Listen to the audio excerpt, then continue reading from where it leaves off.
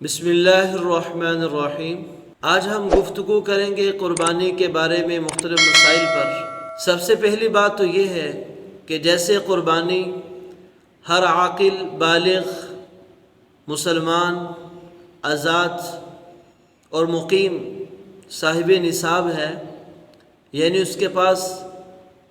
52 تولے چاندی یا اس کی قیمت کا مال اس کی ضروریات اصلیہ سے زیادہ موجود ہے تو اس پر قربانی واجب ہے۔ لیکن عام طور پر یہ سمجھا جاتا ہے کہ قربانی صرف مرد پر واجب ہے، عورت پر نہیں، اور بہت ایسی عورتیں جن پر قربانی واقعی ہی واجب ہو چکی ہوتی ہے، وہ صاحب نصابہ ہوتی ہیں، ان کے پاس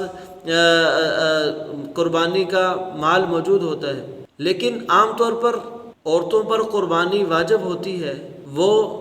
قربانی کے نصاب کو پہنچ چکی ہوتی ہیں لیکن وہ قربانی ادا نہیں کرتی۔ یہ بہت بڑی غلطی ہے، اور عورت کے اوپر قربانی اس کی ذات پر واجب ہے، مرد کے لیے ضروری نہیں کہ وہ عورت کی طرف سے قربانی کرے۔ ہاں، اگر مرد اپنی بیوی کی طرف سے قربانی کرتا ہے تو بہت اچھا، اس کی طرف سے ادا ہو جائے گی، لیکن اگر مرد نہیں ادا کرتا اس کی قربانی تو عورت کے لیے ضروری ہے کہ اپنے مال میں سے کوئی مال خرچ کرے، زیور ہے یا چاندی ہے یا ضرورت سے زیادہ سامان پڑا ہوا ہے، اس کو سیل کر کے اپنی قربانی کی جو اس پر وجوب ہے اس کو ساقط کرے، قربانی ادا کرے۔ ایسے ہی اگر گھر میں بیٹے بیٹیاں ہیں، سب صاحب نصاب ہیں، تو تمام کا اپنی اپنی طرف سے قربانی کرنا ضروری ہے، واجب ہے۔ یہ نہیں کہ ایک جانور سب کی طرف سے کر دیا، تو وہ جتنے آدمی گھر میں افراد ہیں ان سب پر اگر قربانی واجب ہے تو ایک ایک کا حساب کر کے قربانی کرنا پڑے گی۔ ایسے ہی اگر گھر میں تمام افراد مشترکہ طور پر چل رہے ہیں، یعنی سارے بیٹے کما رہے ہیں اور باپ کو وہ رقم ادا کر رہے ہیں اور باپ تمام رقم وصول کر رہا ہے، اب باپ کے ذمہ ہے کہ وہ رقم اپنے بچوں سے یہ وصول کر رہا ہے، اور اگر وہ رقم نصاب کے برابر پہنچ چکی ہے تو ہر بچے کی طرف سے قربانی کرنا باپ کے اوپر ذمہ ہے۔ وہ تمام بچوں کی الگ الگ قربانی کی ترتیب بنائے، ان کی طرف سے قربانی۔ عام طور پر یہی ہوتا ہے کہ بڑے گھرانوں کے اندر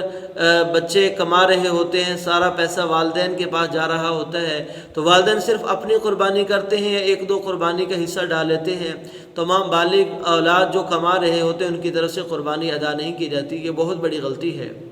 ہاں، اگر سرمایہ اتنا زیادہ نہیں کہ وہ نصاب کو پہنچ سکے تو پھر قربانی ادا کرنا ضروری نہیں۔ ایسے ہی اگر گھر کے کسی افراد کی طرف سے قربانی کی جا رہی ہے، گھر کا سربراہ قربانی کرتا ہے، تو جس کی طرف سے قربانی کی جائے گی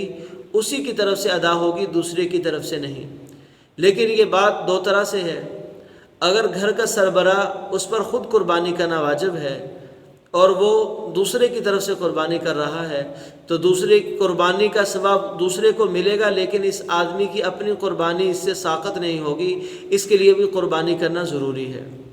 اور اگر یہ خود صاحب نصاب نہیں تو پھر قربانی جس کی طرف سے ادا کر رہا ہے اس کی ادا ہو جائے گی، اس آدمی کے اوپر واجب ہی نہیں، اس لیے اس کو کرنے کی ضرورت بھی نہیں۔ ایسے ہی اگر ایک آدمی بہت قرض دار ہے،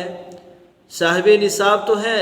لیکن اس پر قرضہ اس کے نصاب سے زیادہ ہے، تو اب اس کے قرضے کی وجہ سے قرضے کو اگر منہا کیا جائے، نکال لیا جائے تو اس کے پاس کچھ نہیں بچتا، تو اس آدمی پر بھی قربانی ادا کرنا واجب نہیں ہے۔ ایسے ہی گھر کے اندر بعض دفعہ نابالغ بچے ہوتے ہیں، یتیم بچے ہوتے ہیں جو کسی کی سرپرستی میں ہوتے ہیں،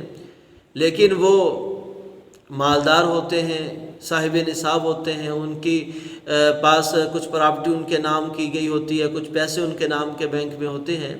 تو اس کے بارے میں بھی شرعی مسئلہ امام ابو حنیفہ رحمہ اللہ تعالیٰ کے نزدیک تو یہی ہے کہ نابالغ بچے کے مال میں سے نہ زکوٰۃ ادا کی جائے گی، نہ قربانی ادا کی جائے گی، بلکہ اس کی ضروریات کے بقدر وہاں سے مال لے کر ان پر خرچہ کیا جائے گا۔ ہاں، البتہ اگر صدقہ فطر ہے تو وہ ان کے مال میں سے ادا کیا جائے گا۔ باقی نابالغ بچے کے مال میں سے قربانی کر دینا یا اس کے مال میں سے زکوٰۃ ادا کرنا اس کے لیے ضروری نہیں، کیونکہ امام ابو حنیفہ رحمہ اللہ تعالیٰ کے نزدیک بچے پر قربانی اور زکوٰۃ واجب نہیں ہوتی۔ یہ کچھ موٹے موٹے احکامات تھے قربانی کے بارے میں۔ اللہ تعالیٰ ہم سب کو سمجھنے کی توفیق عطا فرمائے۔ مع السلامہ۔